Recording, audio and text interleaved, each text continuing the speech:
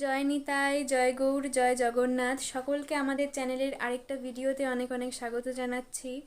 আজকে যে বিষয়টা নিয়ে আলোচনা করতে চলেছি সেটা হচ্ছে একটা খুবই গুরুত্বপূর্ণ বিষয়। অনেকেরই অনেক রকম প্রশ্ন থাকে এই বিষয় নিয়ে। সেটা হচ্ছে অম্বুবাচী। অম্বুবাচী কবে লাগবে, কবে ছাড়বে, কি করণীয়, এবং সবথেকে বড় প্রশ্ন, ভগবানের সেবা পুজোকে এই সময় বন্ধ করে রাখবো? তাহলে আমাদের বাড়িতে গোপাল আছে, তাকে কি সেবা দেব? আর যদি আমি প্রসাদী হয়ে থাকি, তাহলে আমি কি প্রসাদ পাবো ভগবানকে যদি ভোগ না লাগাই? এই সংক্রান্ত অনেক রকম প্রশ্ন নিয়ে এই ভিডিওতে আলোচনা করতে চলেছি। অবশ্যই ভিডিওটা শেষ পর্যন্ত দেখবেন।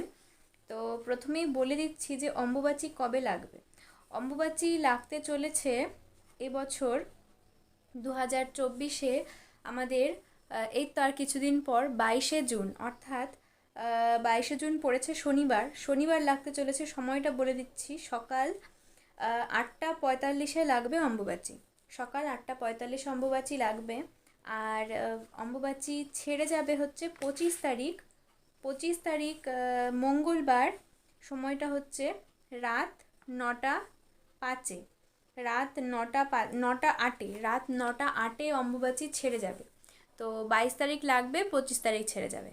তো এবার বলে দিই যে এ সময় কি করণীয়, কি করব না করব, কি কেন এই কটা দিনকে আমরা এত পালন করি সেটা বলি।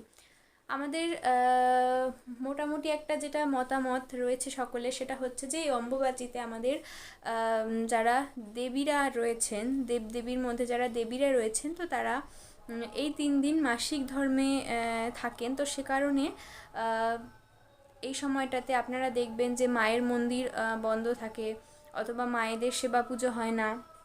এবং এই সময় আমাদেরকেও বলা হয়, আমরা ছোটোবেলার থেকে শুনে আসছি যে আমাদের বাড়ির লোকজনেরা বলেন যে সময় সেবা পুজো চলবে না। আমাদের এখানে বলে সেলাই করা চলবে না, এই সময় কোনো তুলো কাপড়ের কোনো কাজ করা চলবে না, এরকম অনেক কিছু রয়েছে। তো এবার বলি যে যারা গোবিন্দ সেবায়িত, মায়ের সেবা না হয় কদিন বন্ধ থাকবে, তবে যারা গোবিন্দ সেবায়িত তারা কি করবে? তারা কি কদিন সেবা করবে না? তো সর্বপ্রথম কথা দেখুন, ভগবানের লীলা এবছর কি দেখুন, যে জগন্নাথ দেবের স্নানযাত্রা যেদিন পড়ছে সেদিনই সকালবেলা অম্বুবাচী লাগছে। অর্থাৎ 22 তারিখ জগন্নাথ দেবের স্নানযাত্রা, 22 তারিখই অম্বুবাচী। তো এবার স্নানযাত্রা কি তাহলে পালিত হবে না? তো প্রথম কথা দেখুন যে গোবিন্দ সেবায় যারা যুগল সেবায়িত, যারা বৈষ্ণব মতে যারা সেবা করছে, রাধাকৃষ্ণের, গোপালের, যুগলের, গৌরচাঁদের, নিতাই চাঁদের, তারা কিন্তু কোনো প্রকারে কোনো কোনো সময়ে কোনো কারণের জন্য কিন্তু তারা সেবা বন্ধ রাখতে পারবেন না, সেবা বন্ধ রাখবেন না। কেননা তাদের কাছে ভগবান তাদের আপনজন, তাদের প্রিয়জন। এবং আমরা আমাদের বাড়িতে এরকম অম্বুবাচী বা কিছু পড়লে আমরা কি নিজেদের সন্তানদের, নিজেদের আপনজনদের কি না খাইয়ে রাখি? তাহলে তাদের ভোগও লাগবে, তাদের সেবাও চলবে। তো এই নিয়ে কোনো সংশয় নেই যে গোপালের সেবাও চলবে, রাধা গোবিন্দের সেবাও চলবে, গৌরনিতায়ের সেবাও চলবে। আচ্ছা, তো এবার বলি যে স্নানযাত্রা, যেটা স্নানযাত্রাও পালিত হবে, সকলে পালন করবে, আমরা নিজেরাও পালন করব। অবশ্যই আমাদের চ্যানেলে চোখ রাখবেন জগন্নাথ, আমাদের নীলাদ্রি নীলমণি স্নানযাত্রা দর্শন করতে। আর আরেকটা যেটা বিষয় সেটা হচ্ছে যে দেবীর পূজা, অর্থাৎ যারা শক্তি রূপে পূজিত হন, মা বলুন, লক্ষ্মী, সরস্বতী, এদের পুজো বন্ধ থাকে, কেননা তারা মাসিক ধর্মে ধর্মান্তরিত হন। ঠিক আছে, ভালো কথা। আমাদের মন্দিরেও আমাদের ঠাকুরদা ঠাকুমার আমলের দেবীদের চিত্রপট রয়েছে, বিগ্রহ রয়েছে। তো সে সময় তাদেরকেও আসন দিয়ে মানে কাপড়ে ঢেকে রাখা হয়, আসনে তাদেরকে বিরাজমান করে। তো সেই 3 দিন তাদের সেবা পুজো আমাদের এখানে বন্ধ থাকে, কিন্তু গোবিন্দের সেবা বন্ধ হবে না। এখন অনেকের মনে হয়তো প্রশ্ন জাগবে, তাহলে রাধারানী, রাধারানীও তো স্ত্রী, তার সেবা কি করব? তো দেখুন, আমাদের রাধারানীকে ব্রজধামে, আমাদের রাধারানীকে বৃন্দাবনে বলা হয় নবল কিশোরী। যিনি নিত্য কিশোর কিশোরী, তাদেরকে বলা হয় আমাদের ব্রজধামে বলা হয় আমাদের রাধারানীকে কিশোরী, অর্থাৎ যিনি নবকিশোর অবস্থা যার।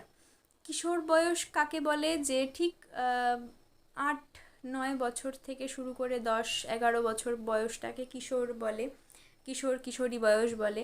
এবং সেই সময় কিন্তু কোনো স্ত্রীর মাসিক ধর্ম প্রারম্ভ হয় না বা ঋতুক্ষরণ হয় না। তারপরের থেকে কিন্তু এই ধর্মটা স্টার্ট হয়, এবং যবের থেকে শুরু হয় তবের থেকে কিন্তু তাকে আর কিশোরী বলা চলে না, তখন সে যুবতী।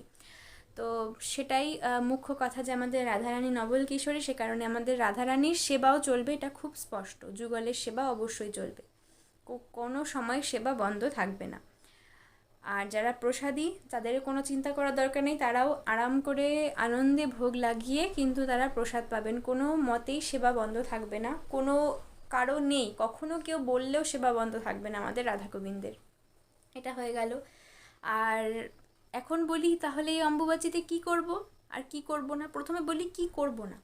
করব না কি বলুন তো, যে এই 3 দিন আমরা যারা আমিষ আহার করি, যারা পেঁয়াজ রসুন আহার করি, তারা এই 3 দিন অর্থাৎ 22, 23, 3 দিন তো না 4 দিন, 22, 23, 24, 25 এই 4 দিন আমরা আমিষ আহার করব না। কোনো রকমের প্রাণী হত্যা করে কোনো কিছু গ্রহণ করব না, নেশা কোনো কিছু গ্রহণ করব না, পেঁয়াজ রসুনের কোনো কিছু গ্রহণ করব না, এই কটা কাজ করব না। কারোর সাথে দ্বেষ করব না, ঝগড়া করব না, মিথ্যে কথা বলবো না। আর কি করব বলি, কি করব সেটা হচ্ছে বেশি বেশি করে এই 4 দিন হরিনাম জপ করব, ঠিক আছে। অধিক অধিক শাস্ত্র, গীতা, ভাগবত, আমাদের শ্রী চৈতন্য চরিতামৃতায় পাঠ করব, বেশি বেশি করে নাম জপ করব, এবং গোবিন্দের খুব সেবা করব, গোবিন্দের চরণে ফুল তুলসী অর্পণ করব, তাকে খুব শৃঙ্গার করব, খুব সুন্দর সুন্দর তাকে ভোগ লাগিয়ে কদিন আমরা প্রসাদ পাবো। এই নিয়মটা আপনারা মাথায় বসিয়ে রাখুন যে এই 4 দিন অন্তত আপনাদেরকে এই কাজগুলো করতে হবে, আর যেগুলো আগে বললাম সেগুলো করতে হবে না, মানে সেগুলো করবেন না। তো এই গেল অম্বুবাচী নিয়ে ছোট্ট একটা ভিডিও, ভাবলাম যে আপনাদের সাথে শেয়ার করি, আপনাদের যদি একটুখানি হেল্প হয়। তো যদি এই ভিডিওটা আপনাদের একটুখানিও কাজে লেগেছে, মনে হয়েছে যে কিছু জানার আছে, তো অবশ্যই লাইক করে দেবেন, ভিডিওটাকে একটা সহযোগিতা করবেন। যখন আপনারা একটা লাইক করেন না, তখন মনে প্রচণ্ড আনন্দ হয় যে তাহলে আমার বলাটা সার্থক হলো। তো অবশ্যই চ্যানেলটাকে সাবস্ক্রাইব করে পাশে থাকবেন। সকলে ভালো থাকবেন, সুস্থ থাকবেন। আর যেভাবে বললাম, বাড়িতে স্নানযাত্রাও পালন করবেন। স্নানযাত্রা কীভাবে করবে সেটার ভিডিও চ্যানেলে দেওয়া আছে, লিঙ্ক ডেসক্রিপশনে দিয়ে দেবো, অবশ্যই দেখবেন। আর বেশি বেশি করে হরিনাম জপ করবেন এই কদিন, কোনো সেবা বন্ধ থাকবে না, আমাদের রাধারানী আমাদের গোবিন্দের সেবা নিরন্তর চলতে থাকবে। রাধে রাধে, জয় নিতাই, জয় গৌর।